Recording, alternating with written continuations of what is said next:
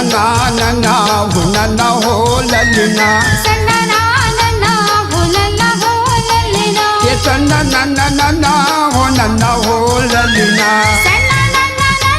ho lalla ho lalina ye sanna na ho lalina sanna na ho lalla ho lalina माटी के चोर चोला रे संगी माटी के चोर चोला रे संगी माटी के तोर चोला रे संगी माटी के तोर चोला रे संगी माटी ओढ़ना माटी बिछाना माटी ओढ़ना माटी बिछाना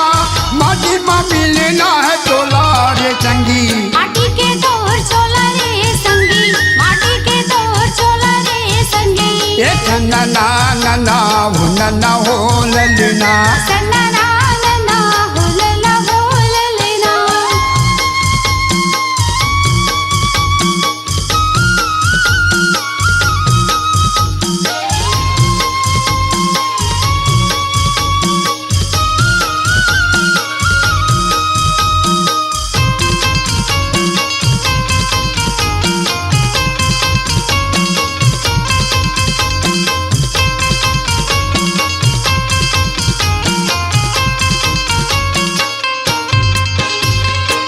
जब लेके आए जगला नहीं जाने हो जगला नहीं जाने जब लेके आए जगला नहीं जाने हो जगला नहीं जाने भाव भजन ला थोर को नहीं माने हो थोर को नहीं माने भावे भजन ला थोर को नहीं माने हो थोर को नहीं माने थोर को नहीं माने हो थोर को नहीं माने थोर को नहीं माने हो थोर को नहीं माने अनमोल तोर कंचन कायाला कंचन कायाला अनमोल गोरी कंचन कायाला कंचन कायाला रसमत जाने हो रसमत जाने रसमत साने हो रसमत साने खुद लगो का दे मेरे संगी खुद लगो का दे मेरे संगी का धोखा देवे ओला ओला रे माटी के तोर चोला रे संगी माटी के तोर चोला रे संगी ये ना ना हो ललना सन्ना ना हो लल्ला हो लल्ला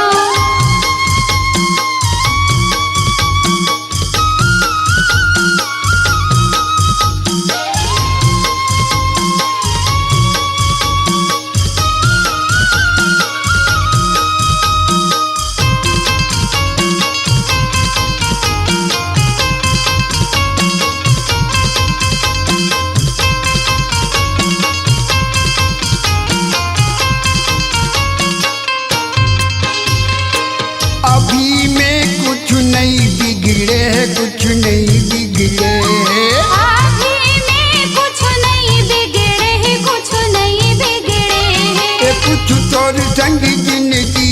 परे है जिंदगी परे है कुछ तोरे संगी जिंदगी परे है जिंदगी परे है जिंदगी परे है जिंदगी परे है जिंदगी परे है जिंदगी परे है अंत के चाहे आखी खोली के खिले आखी खोली के खिले हृदय में गुरु बाबा बते है गुरु बाबा बते गुरु बाबा बते है गुरु बाबा बते है गुरु बाबा बसे है गुरु बाबा बसे है जिंदगी के तोर साथ संगी जिंदगी के तोर साथ संगी कसे संगे ही टोला टोला रे माटी के चोर चोला रे संगी माटी के चोर चोला रे संगी माटी के तोर चोला रे संगी माटी के तोर चोला रे संगी माटी ओढ़ना माटी बिछाना माटी ओढ़ना माटी बिछाना माटी में मिलना है चोला रे संगी माटी के तोर चोला रे संगी माटी के तोर चोला रे संगी ये ना हो ललना सन्ना ना हो लल्ला हो लल्ला ये ना हो ललना सन्ना ना हो लल्ला हो लल्ला